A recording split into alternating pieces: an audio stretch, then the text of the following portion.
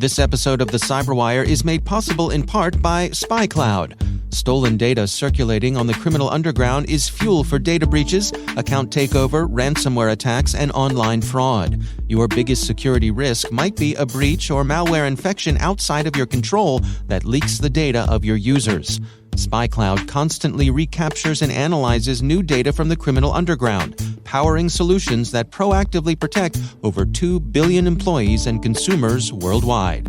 Learn how to make recaptured data your best defense at spycloud.com/cyberwire. That's spycloud.com/cyberwire.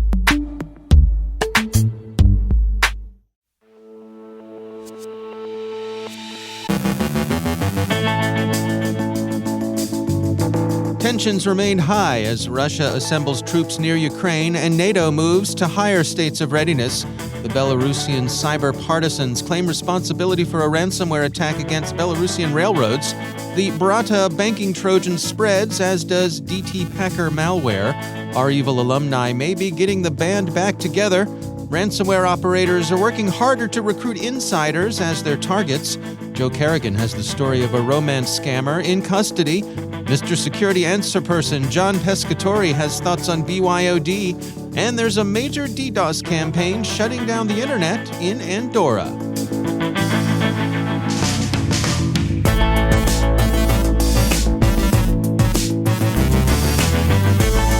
From the CyberWire studios at Data Tribe, I'm Dave Bittner with your CyberWire summary for Tuesday, January 25th, 2022.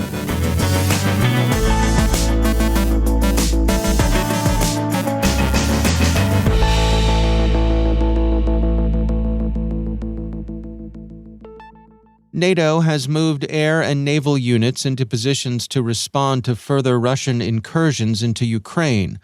Reuters reports that the alliance presently has about 4,000 troops deployed in multinational battalions in Latvia, Lithuania, Estonia, and Poland.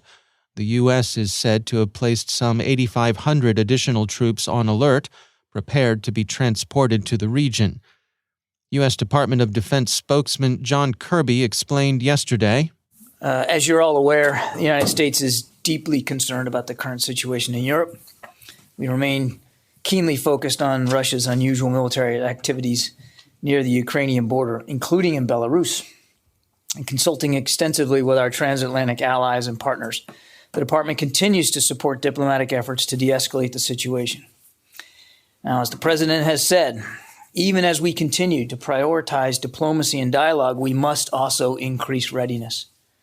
In support of its obligations to the security and defense of NATO and the security of its citizens abroad, at the direction of the president and following recommendations made by Secretary Austin, the United States has taken steps to heighten the readiness of its forces at home and abroad so that they are prepared to respond to a range of contingencies, including support to the NATO response force if it is activated.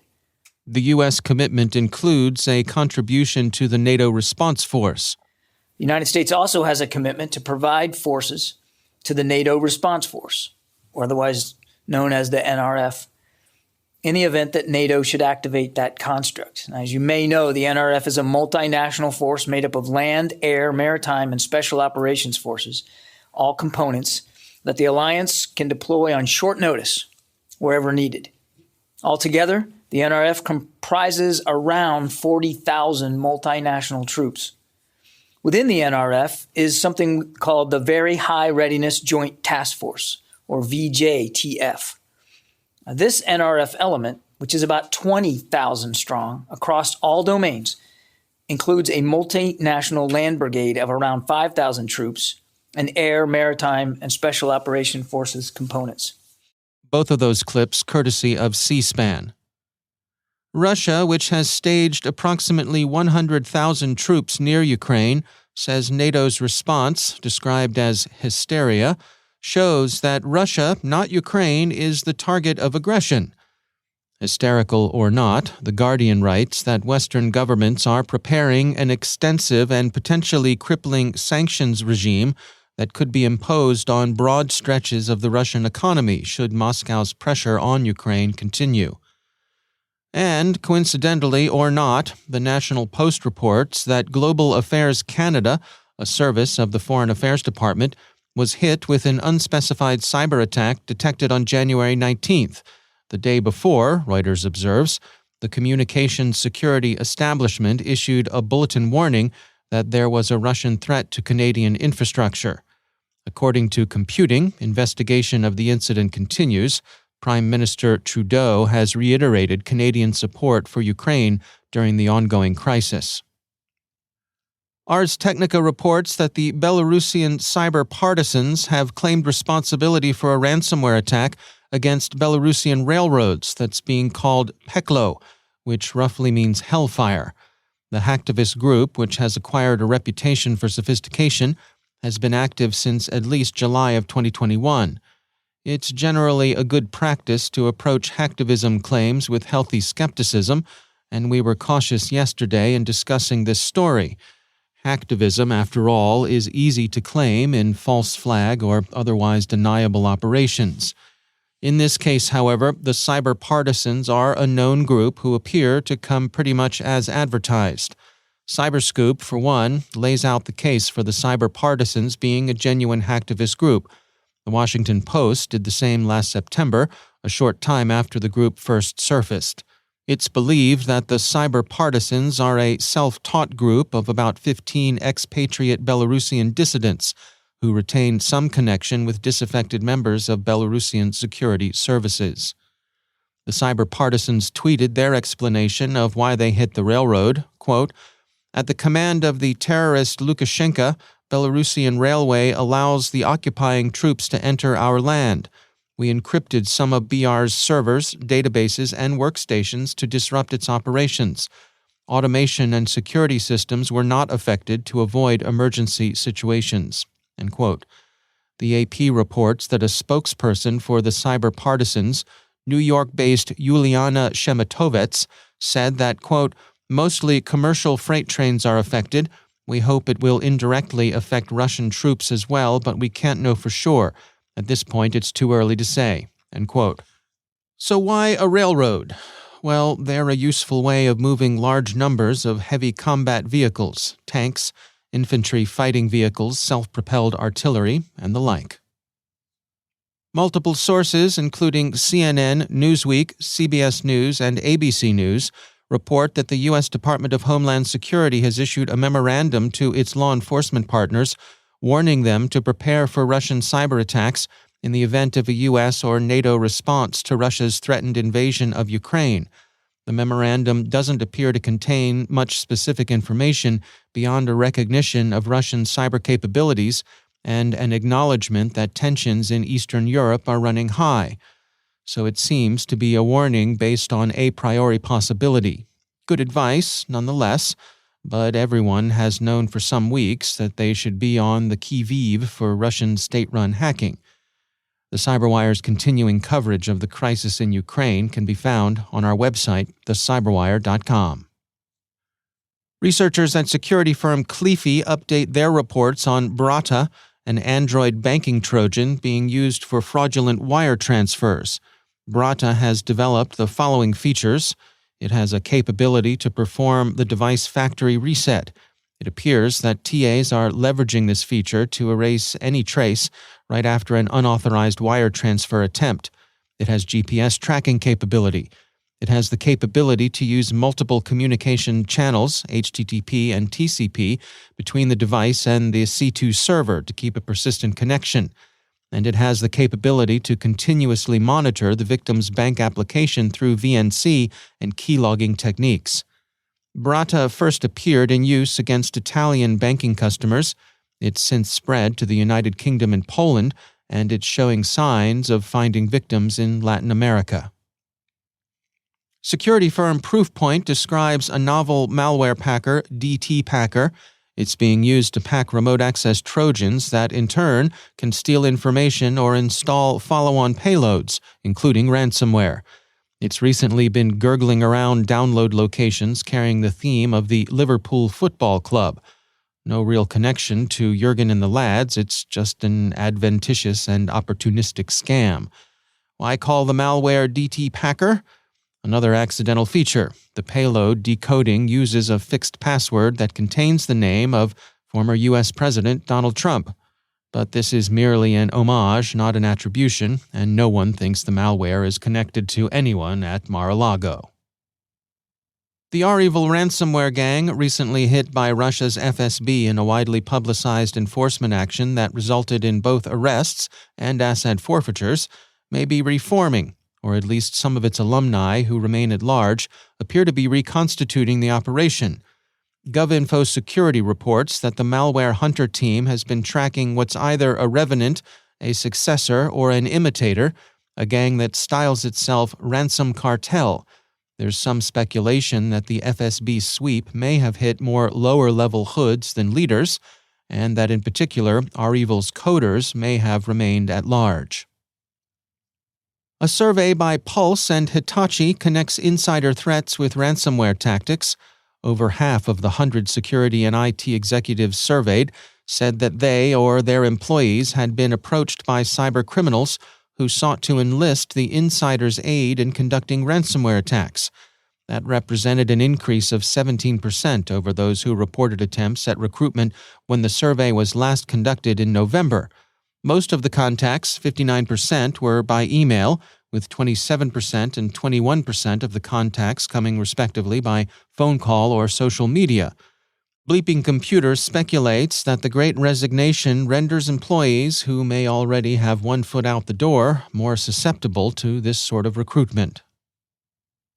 Andorra's internet has been disrupted by a distributed denial-of-service attack that struck the country from Friday through Monday. The motive, you ask? Why pick on Andorra? Well, the record has an answer. It seems those responsible for the DDoS attacks were intending to block Andorrans from participating in the Twitch Rivals Squid Craft games, a Minecraft competition open to Spanish-speaking competitors and offering the winner a $100,000 purse. We note, once again, Minecraft competition has been the occasion for a large DDoS incident. The original Mirai infestation had its origin in an attempt to block the purveyor's competitors from closing in-game sales to Minecraft players. Many people at the time thought Mirai had to be a nation-state operation, a rehearsal for a widespread attack against communications infrastructure. It wasn't, and it's worth recalling the complexities of attribution, especially now, during heightened international tensions. And that initial Mirai attack, it wasn't a bear, a panda, or even a kitten. It was just some guy in New Jersey. Forget about it.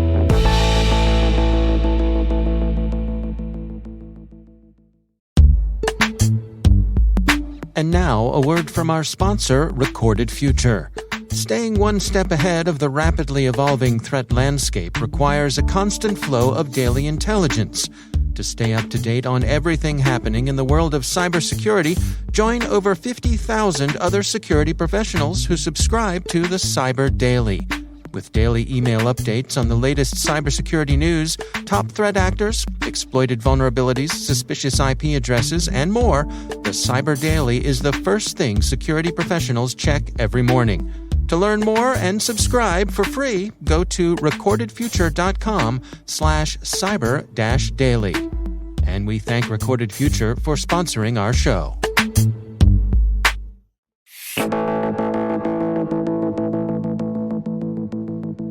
John Pescatore has been in the cybersecurity world for a while now, has been around the block a few times, has seen a few things, and has lived to tell the tale. He joins us on the last Tuesday of each month to help answer your questions. In this segment, we call Mr. Security Answer Person. Mr. Security Answer Person.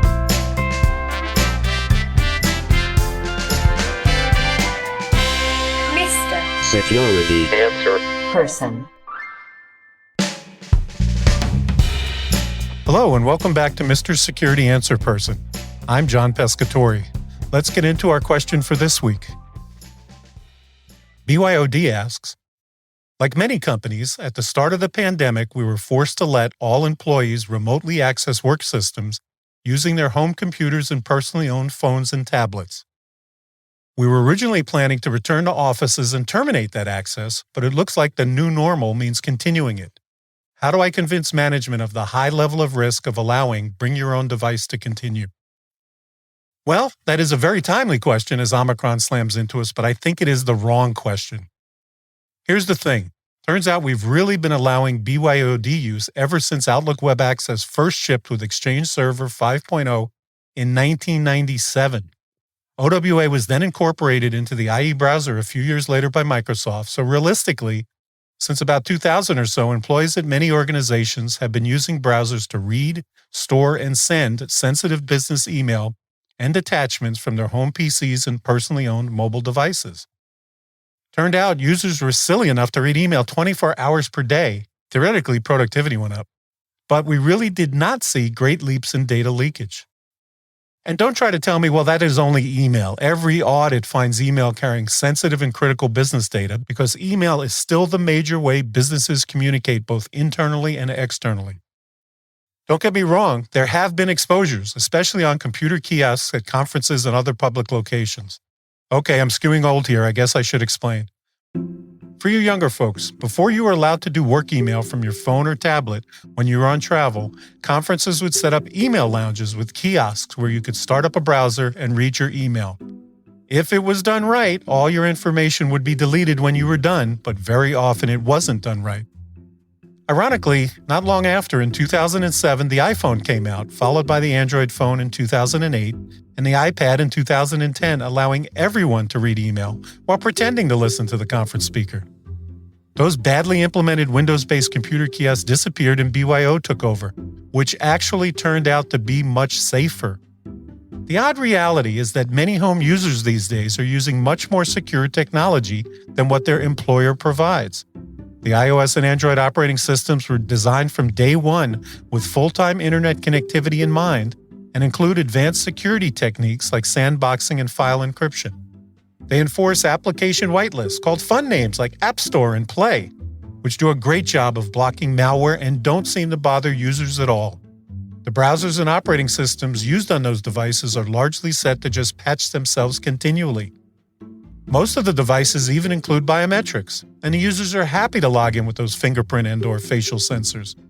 Can you say all those things about your company-issued PCs? Here's a short anecdote.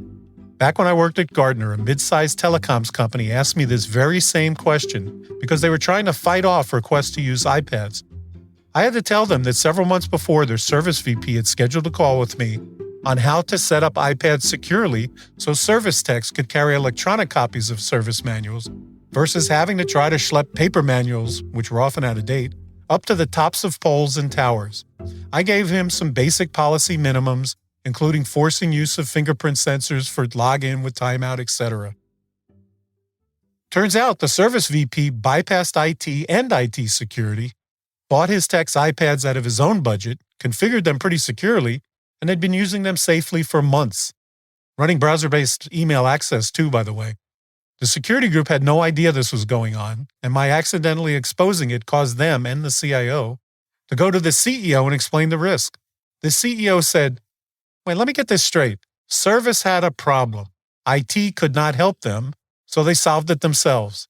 IT security thinks it is too risky, but can't point to any issues that have occurred in nearly 6 months of use. Why are you wasting my time?" So unless you've had some major documented security incidents during this widespread use of BYOD, I'm going to suggest that instead you ask me, how can I convince management to support changes to make sure long-term use of BYOD maintains productivity and safety and security? Great question. Start by pointing out that most online services are moving to require two-factor authentication for all access, and that the company should move to that for all remote access from both corporate and personally owned devices. Show them the Microsoft research that proves 99.9% of all account compromises would have been stopped if even just text messaging as a second factor in logging in was in use. Then, propose some key capabilities like backup and recovery, which must be extended to personally owned devices.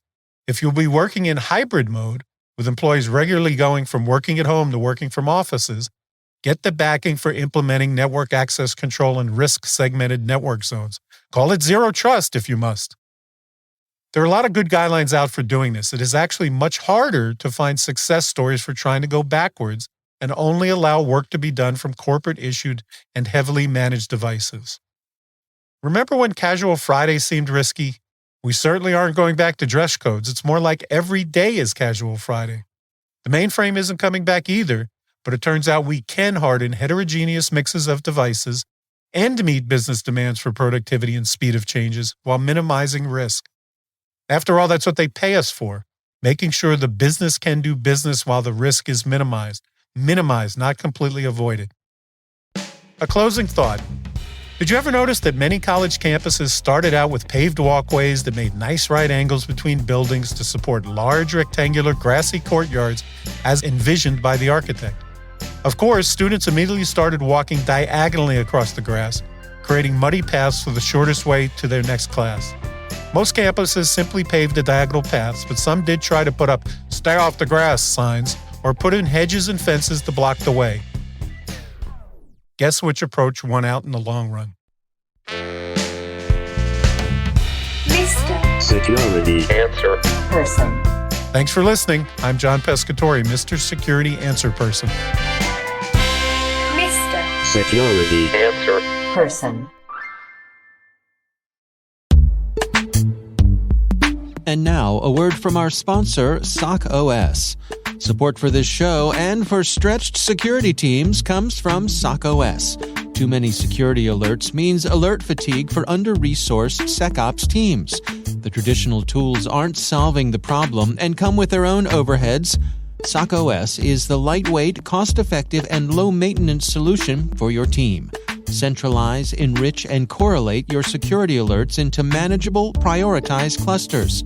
Get started and sort the signal from the noise with an extended free trial by visiting socos.io/cyberwire.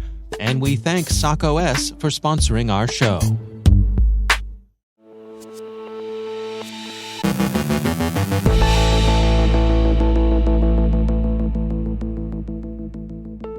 And joining me once again is Joe Carrigan. He's from the Johns Hopkins University Information Security Institute and also my co-host over on the Hacking Humans podcast. Hello, Joe. Hi, Dave.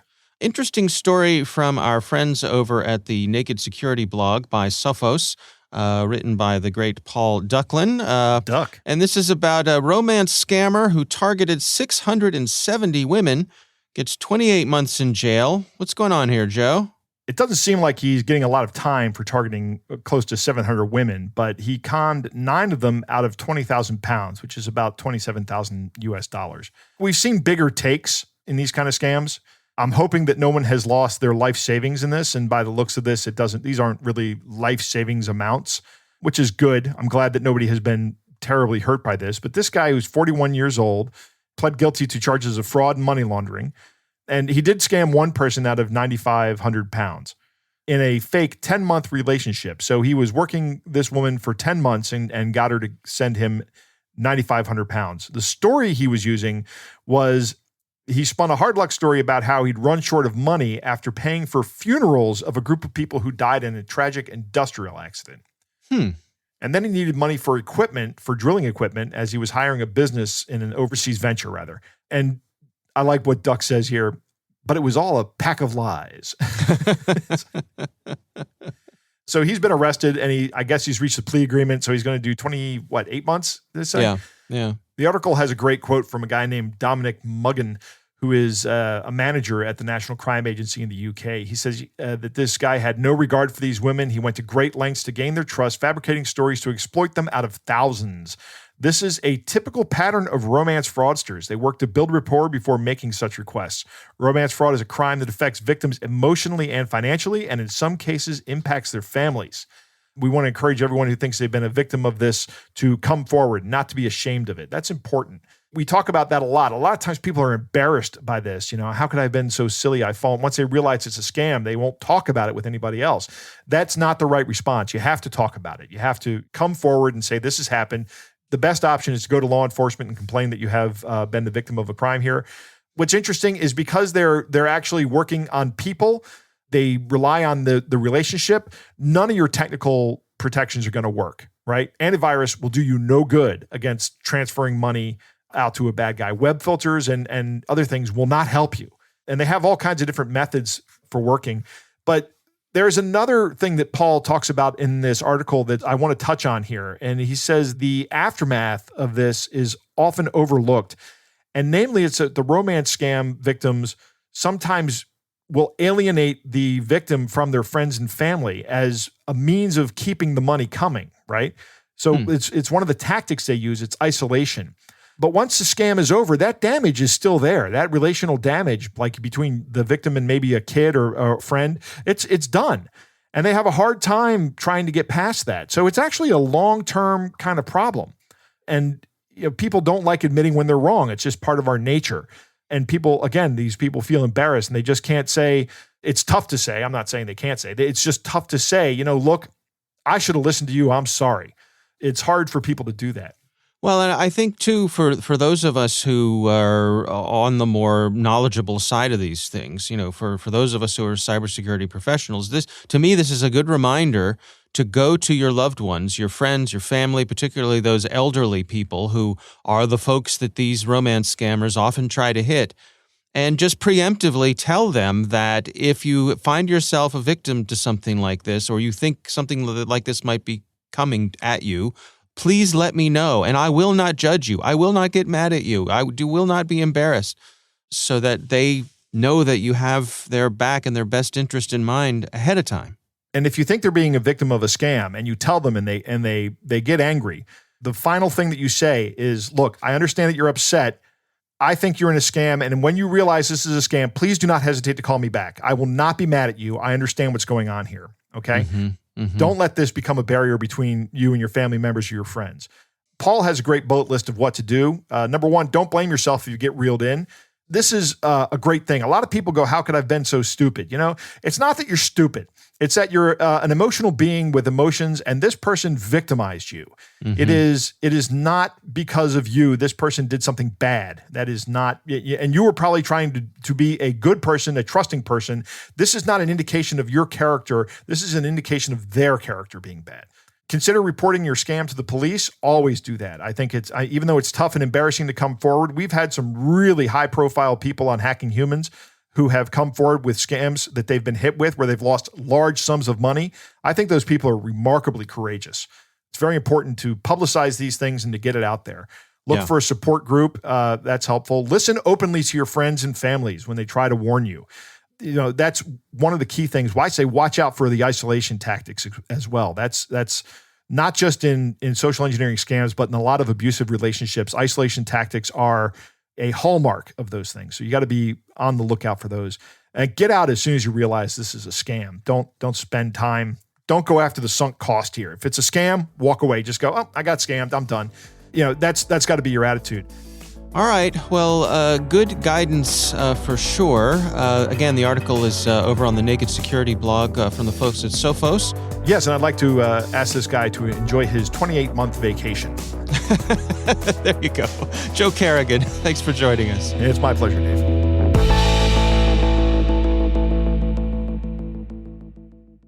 Thanks to all of our sponsors for making the CyberWire possible, especially our supporting sponsor, Arctic Wolf. End cyber risk for your organization with the Arctic Wolf Security Operations Cloud and Concierge Security Model. Learn more at arcticwolf.com/cyberwire.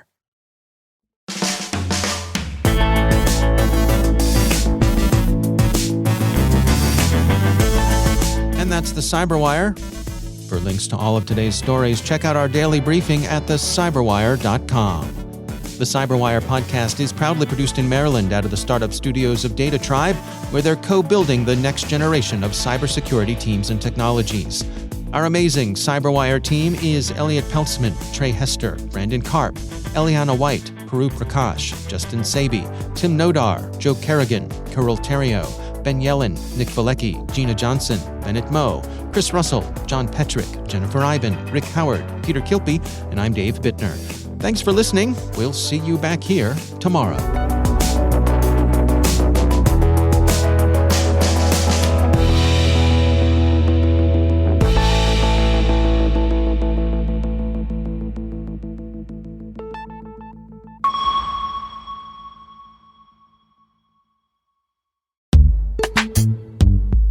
And now, a word from our sponsor, Trellix.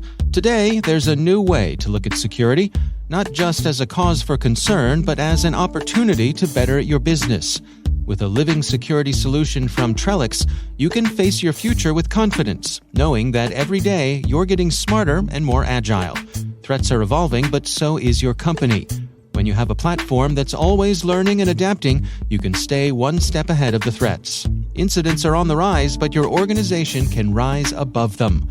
By tapping into open partnerships and native connections, you can respond to incidents in real time. Risk management is growing more complex, but your business has what it takes to overcome complexity. With embedded tools and expert insights, you can make risk management easy. Bring your security to life with Trellix. And we thank Trellix for sponsoring our show.